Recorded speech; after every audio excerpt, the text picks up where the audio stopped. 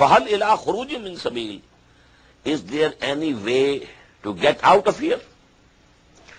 This is one of the most difficult but very important ayat of the Qur'an. Twice put to death, twice revived. How? Generally in Qur'an we have one death which will come to us and then we shall be revived. That is the only revival. No.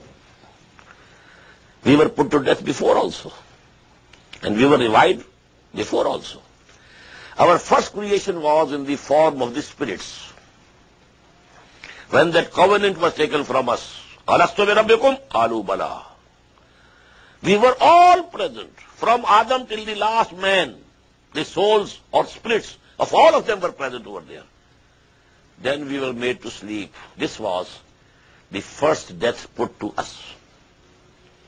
And then, in this Alamul Khalq, the world of creation, now when a fetus is ready after 4 months in the womb of the mother, now his soul is brought there by an angel and blown into him.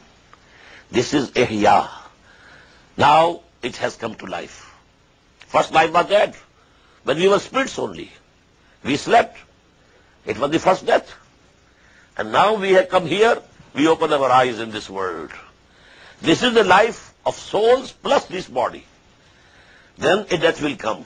These two things will separate. Body will go to the earth. Minha khalaqnakum wa fiha nu'idukum wa minha nukhrijukum taratan ukhra. But the soul will go to Allah subhanahu wa ta'ala. Allahu yatawaffal anfusa hina mawtiha. We have just read in Surah Al-Zumar. And then a day will come when we shall be given another body, and then our soul will be attached to it. That will be the second revival. Now what these are saying is that these 4, 5, stages have passed. Because before first death there was life. When we made that covenant with you, Alastu bi Rabbikum? Qalu bala. Well, we were self-conscious. We were living. We were not dead. So there was life, then death, then life, then death, then life now again. So if we have passed 5 phases, oh Allah, let there be another 6th phase also. You just let us go out once. Hal ila khurujim min sabil. Zalikum bi annahu idha du'iya Allahu wahdahu kafartum. The answer will be negative. No. Why? When Allah was called upon, you belied. You rejected. وَإِن يُشْرَكْ بِهِ تُؤْمِنُوا. And if some sort of association was described with him, you believed in that. فَالْحُكْمُ لِلَّهِ الْعَلِيِّ الْكَبِيرِ. Now the command and the judgment rests with Allah, who is high and the great. هُوَ الَّذِي يُرِيكُمْ آيَاتِهِ. It is He who shows you His signs. وَيُنَزِّلُ لَكُم مِّنَ السَّمَاءِ رِزْقًا.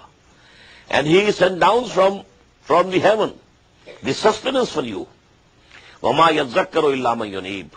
And only those are admonished who turn penitently to Allah subhanahu wa ta'ala. Now comes the ayah which is the main central theme of this surah.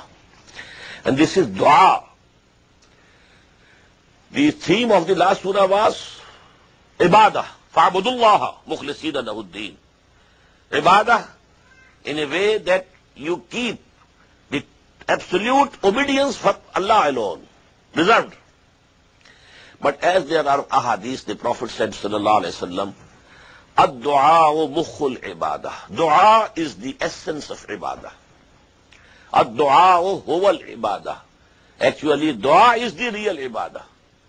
So now dua should be to Allah subhanahu wa ta'ala, to none else. If you call anybody else, it is shirk. Dua has to be for Allah subhanahu wa ta'ala.